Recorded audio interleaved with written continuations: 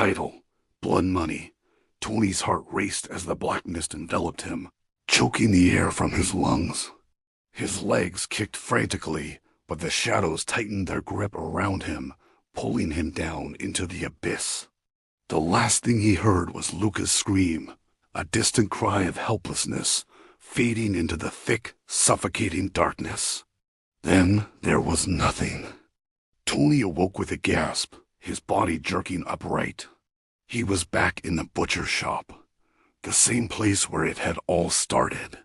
The air was heavy, thick with the smell of blood.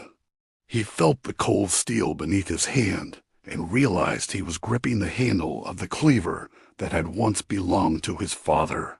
His breathing was shallow, his mind a blur, but something felt off.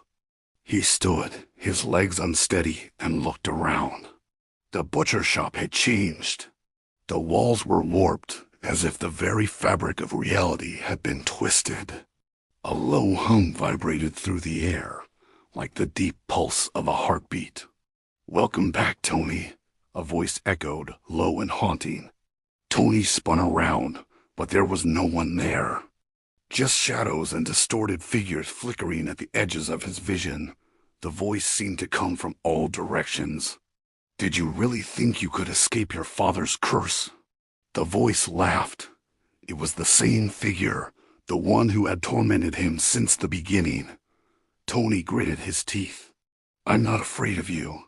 His hands clenched tighter around the cleaver. The shadows shifted, forming into a shape. The man in the black trench coat, his glowing yellow eyes gleaming like twin flames in the darkness.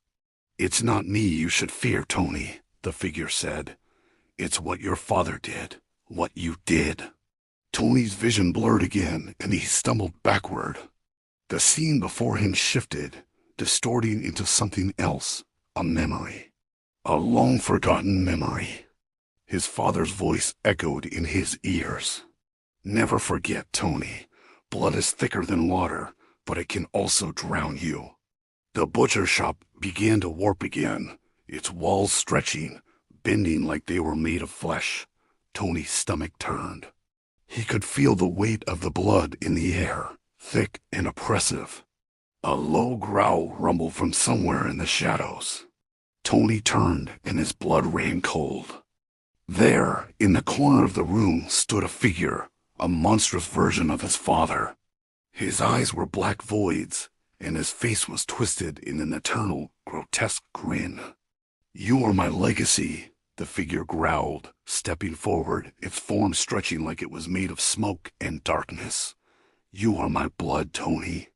Tony's pulse raced, but his mind was clearer now. The curse, the debt, it was all part of a greater cycle. His father's sins had bound him to this fate, but now he had a choice. He raised the cleaver, his grip tight, his hand steady. The figure lunged at him, its hands reaching for his throat, but Tony swung the cleaver with all his strength. The blade cut through the figure's chest, and for a moment, everything froze. The figure's mouth opened wide, releasing a piercing scream as its form dissolved into black mist. Tony gasped for breath, his legs shaking. The shadows retreated, and the butcher shop began to return to its original state. The walls settled, the hum in the air ceased, and the oppressive weight lifted. But it wasn't over. The floor cracked beneath his feet, and from the cracks, blood began to seep, spreading like ink across the floor.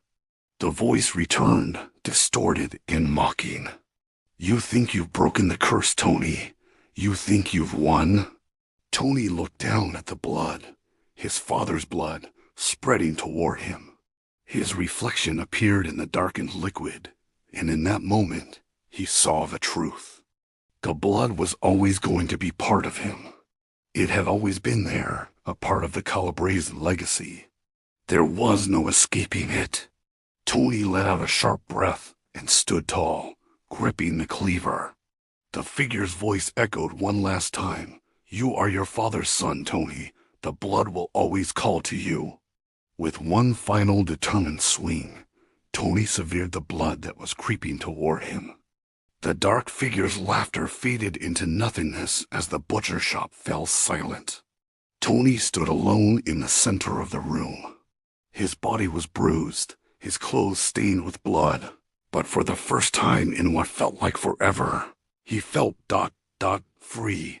But as the sun began to rise outside, a single text message buzzed on his phone, the screen lighting up. The debt is never truly paid. Tony's heart skipped a beat. He slowly turned his gaze toward the door. The blood had never left, and neither had the curse. The end.